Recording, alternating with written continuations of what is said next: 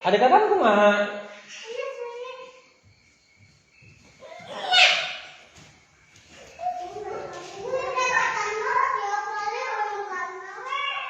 Ajakan aku ada kataan.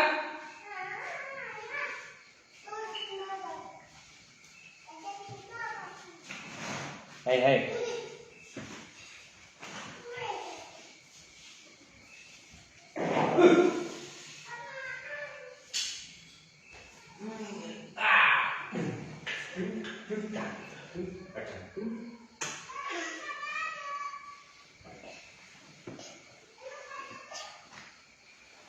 Sini dia. Oke.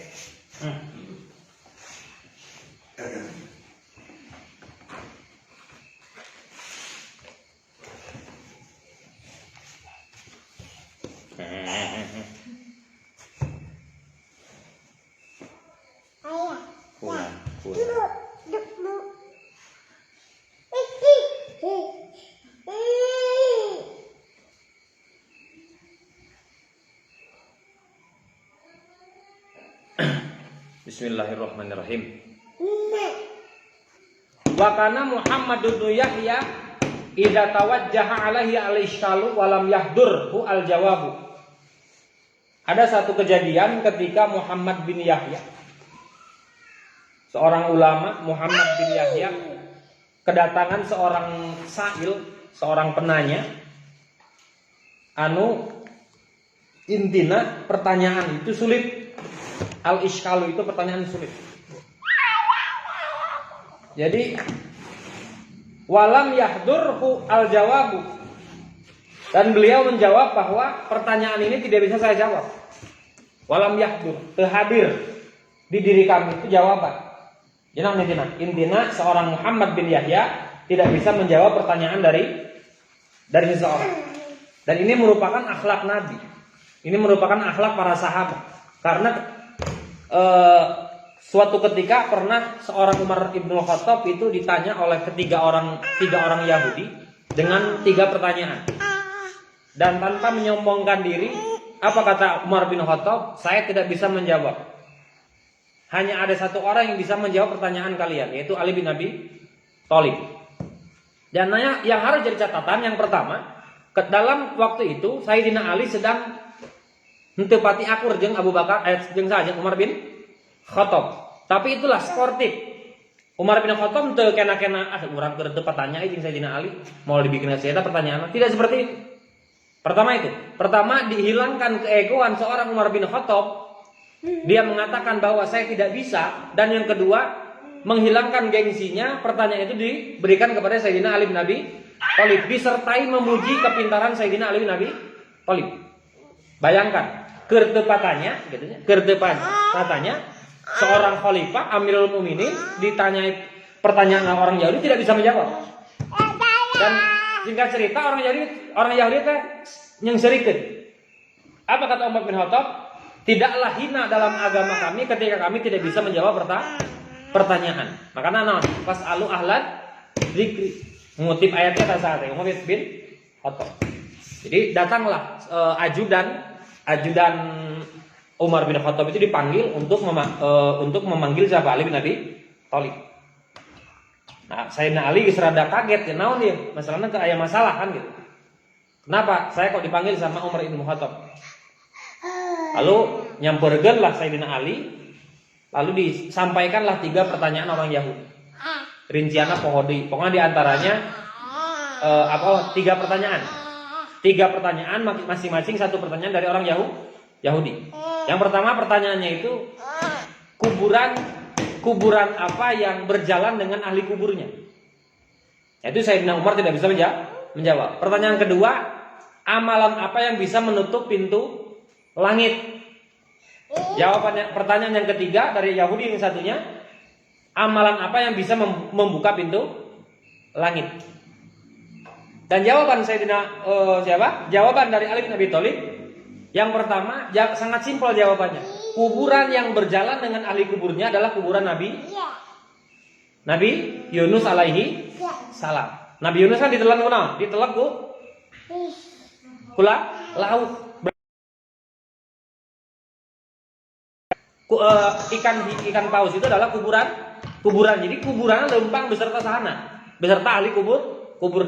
Terjawablah pertanyaan orang Yahudi yang pertama. Pertanyaan yang kedua, orang Yahudi yang kedua, amalan apa yang bisa menutup pintu langit? Dan ini jawabannya yang bisa menutup pintu langit adalah takabur. Walaupun ahli ibadah, walaupun jalma pinter, walaupun jalma deket ke Allah, ketika ada sifat takabur dalam dirinya, maka itu menutup pintu langit. Dan ini sifat ini tidak ada di siapa? Umar bin Khattab. Bayangkan yang diceritakan tadi, Umar bin Khattab itu seorang Amirul Mukminin, seniornya Ali bin Abi Thalib, tapi ketika dia tidak bisa menjawab pertanyaan dari Yahudi, dengan menghilangkan keegoannya dia melempar pertanyaan ke Sayyidina Ali yang merupakan juniornya. Nah, inilah yang menjadi dia membuka yang ketakabur inilah yang menutup pintu langit. Lalu pertanyaan ketiga, amalan apa yang bisa membuka pintu langit? Yang bisa membuka pintu langit, kata Ali bin Abi Thalib, adalah bertaubat kepada Allah tina takabur eta. Maka sesuai perjanjian dari awal, kalau 3 pertanyaan ini tidak bisa dijawab, maka izinkan orang Yahudi menetap di daerah Mekah. Tapi kalau bisa menjawab, maka 3 orang Yahudi serta orang pengikutnya akan masuk agama Islam. Dan itu ditagih oleh Sayyidina Ali. Pada akhirnya ketiga Yahudi itu masuk Islam. Apa yang menjadi titik tekan dalam kisah ini? Bahwa sama dengan Muhammad bin Yahya, ketika dilontarkan pertanyaan yang secara mereka tidak bisa menjawab, maka tidak naon ngaran artinya. Ente sok tahu. Ente naon sih bahasa gaul sok tahu teh? Oh, sok tahunya. Sotoy. Oh, sotoy. Padahal mah sok tahu tapi jadi sotoynya. Aneh. Sok tahu, tidak sok tahu. Dia mengatakan, naon? Walam yahdur fihi al-jawabu. Bahwa tidak hadir dalam diri saya jawaban akan pertanyaan itu. Bahkan dia memuji yang lain, wa kullu dzi ilmin alimun. Wa fawqa ilmin alimun. Dari setiap orang yang memiliki ilmu, itu ada orang di atasnya yang memiliki lebih banyak ilmu. Di atas langit masih ada langit. Di sisi beliau adalah ulama besar. Tapi ketika beliau menjanjikan tidak bisa menjawab pertanyaan dari seorang yang mempertanyakan hal sulit, maka dengan legowo beliau mengatakan masih ada orang yang lebih pintar daripada saya. Nah, ini patut dicontoh. Jadi ulah pakereng-kereng karena pendapat sorangan. Dan contoh kasus ayeuna. Dan kasus ini yang pernah saya katakan, setiap tahun pasti berulang perdebatan masalah mengucapkan selamat Natal. Tiap tahun. Jadi seolah sudah ada agenda antara ulama ini sama ulama yang ini gelut tunggal tahun. Pertanyaannya, setiap tahun perdebatan itu panas, apakah setiap tahun ada solusi? Tidak. Tetap we tahun menjelang 25 Desember cek nu ieu mah teu meunang ngucapkeun selamat Natal, cek nu ieu mah meunang ngucapkeun selamat Natal. Dan dari dulu sampai sekarang itu tidak pernah menemukan solusi. Jadi intinya apa? Intinya perkuatlah pendapat masing-masing, tong digembor-gembor, toh dua-duanya memiliki dalilnya. Dan secara mencengangkan sekarang MUI diwakili oleh Kiai Haji Khalil Nafis itu mengatakan, MUI bukan saya mengikuti ulah dibahas, kurang nuturkeun ke mana. Sabab matak jadi goreng. Saya mengutip pendapat Kiai Haji Khalil Nafis, Sekjen MUI itu memperbolehkan mengucapkan selamat Natal. Nahdlatul Ulama memperbolehkan. Nah itu, kalau jawaban dari anuger viral ke Ustaz naon teh Hashim Ar-Razi, LC, orang LC Lampung City. Jadi beliau mengatakan, lihat dulu ahli fikih itu ketika menjawab sesuatu kembalikan dulu kepada definisi. Apa sih Natal? Maka sebelum kita menjawab hukumnya mengucapkan selamat Natal, kembalikan dulu kepada definisi. Natal itu apa? Natal. Natal sih. Natal teh lahir. Disnatalis kan. Ulang tahun teh Natalan urang teh gitu. Jadi secara bahasa urangnya Natal. Bahkan Nabi Muhammad pun Natalan. Karena Natal itu artinya lahir. Bahasa Arabnya maulud. Jadi muludan teh natalan. Awas, tong salah paham. Secara bahasa Natal sama Maulid itu sama, artinya melahirkan, memperingati lahir. Itu yang pertama. Secara bahasa Natal artinya lahir. Yang kedua, siapa yang dilahirkan? Maulud. Nah, kalau kita meyakini tanggal 25 Desember itu adalah hari dilahirkannya Isa bin Maryam alaihi salam, boleh. Karena kita mengucapkan selamat lahir kepada Isa bin Maryam yang merupakan salah satu nabi yang wajib kita yakin. Wajib tak orang meyakini Nabi Isa lahir? Ya wajib, karena itu nabi. Cuman beda cerita kalau dalam hati kita meyakini lahirnya Isa, lahirnya Yesus Kristus. Nah, itu mah baru karena bersangkutan dengan apa? Substansi akidah. Kumaha solusinya? Solusinya silahkan mengucapkan bagi yang berkepentingan untuk mengucapkan.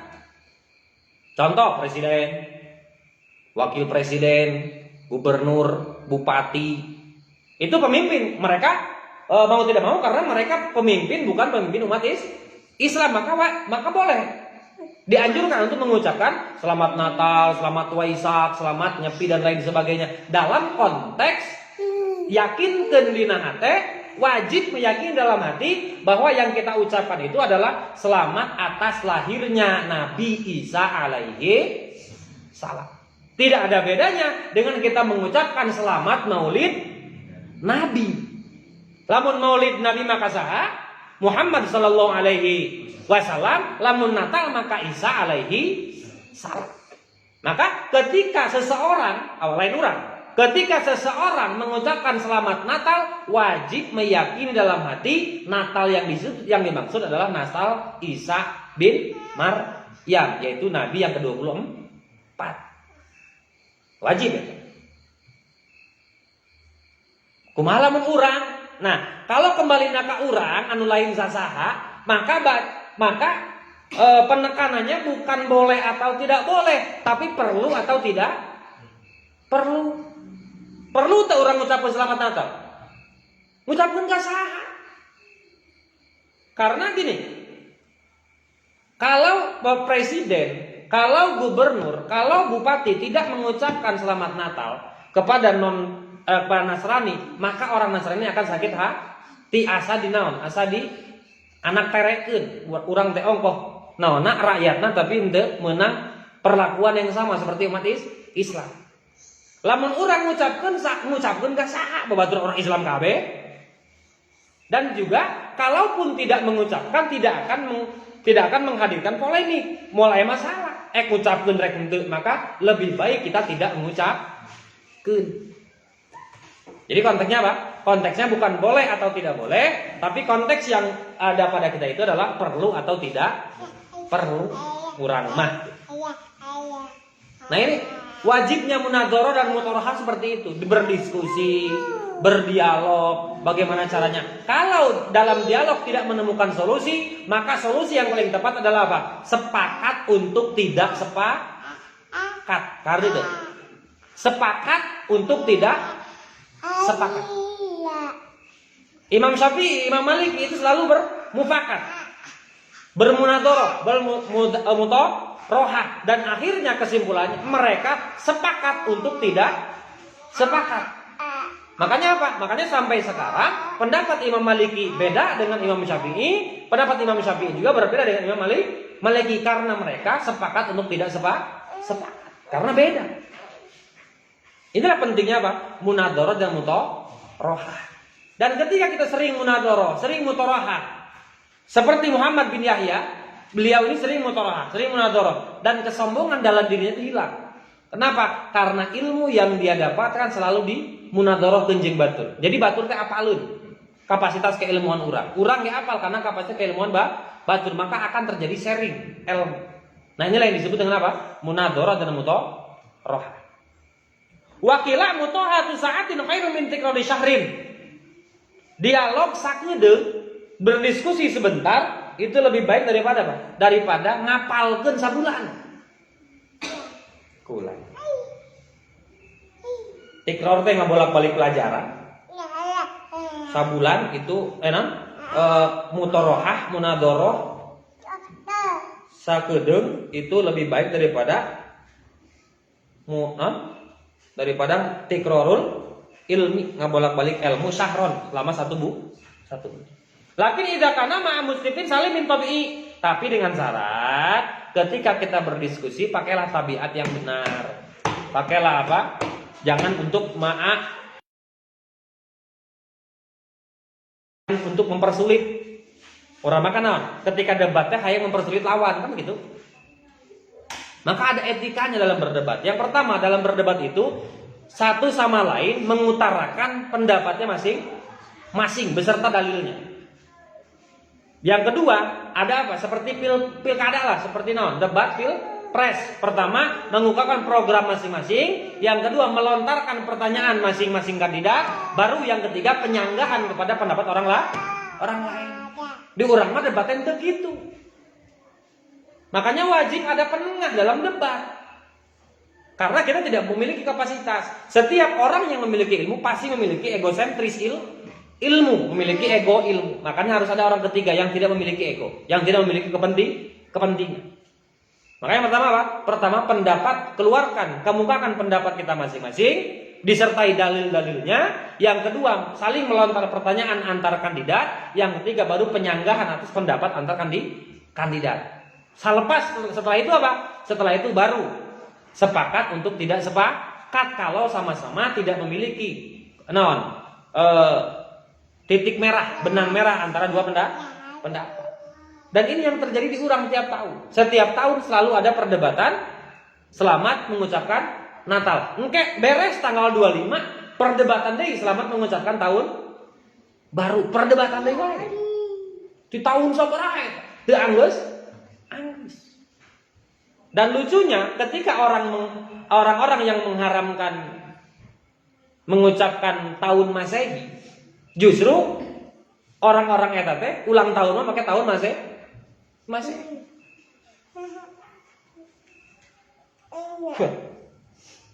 Jadi man tasabbaha biqaumin fahuwa minhum itu tidak sesederhana itu. Nya kecuali lamun urang Natalana ngilu ka gereja, ngilu nyanyi-nyanyi, gitu, ngilu berdoa eta mah lain pertanyakeun deui.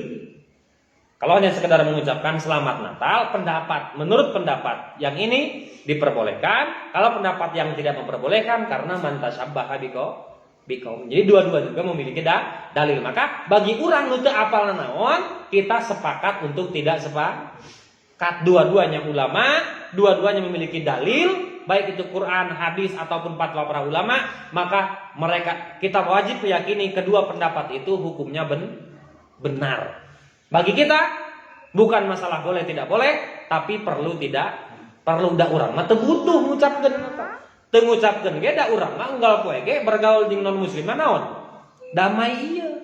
Kecuali kalau kita dengan contoh gambaran kieu, lamun nepi ka teu ngucapkeun selamat Natal urang teh bakal perang ieu jeung orang Nasrani, maka itu hukumnya darul mafasid khairun min jalbil masolih. Menolak keburukan itu lebih baik daripada menciptakan kebaikan.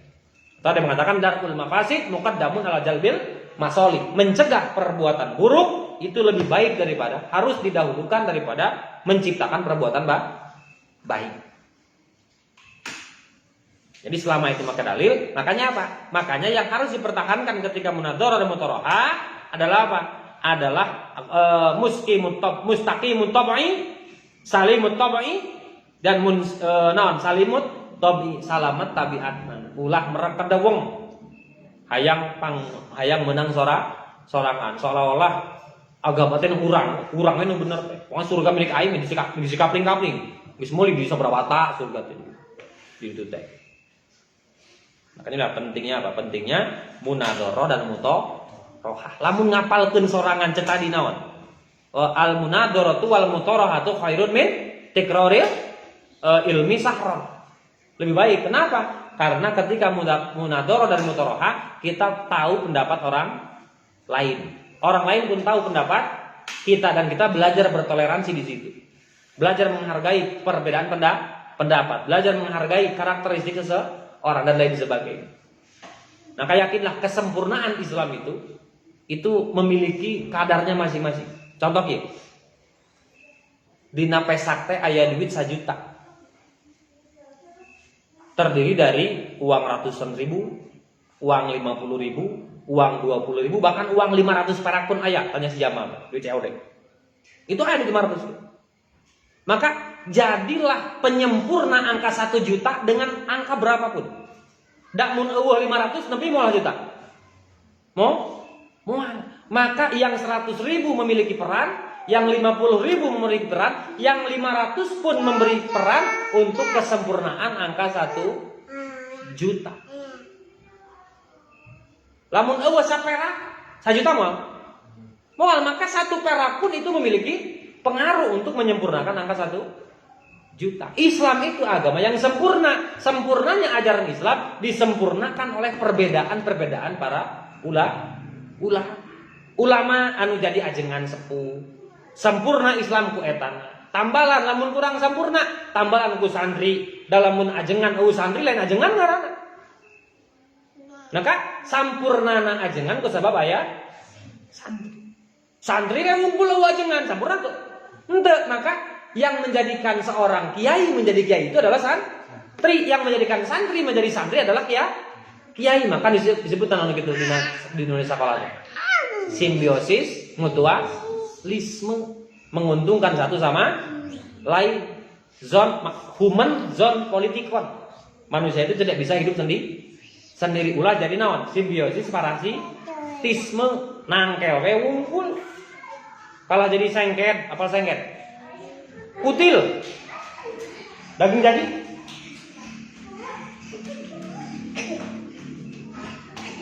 Capek. Jadi apa? Jadi dalam bermusyawarah, bermudzakarah, bermutoroha, kunci yang pertama harus bersih, ma'amunsipin, yang kedua salimun top. Ini harus salamet tabiat. Nah, karakterna sing benerkeun heula. Itulah pentingnya mudzakarah dan mudadharah jeung naon? Mutoroh. Allah.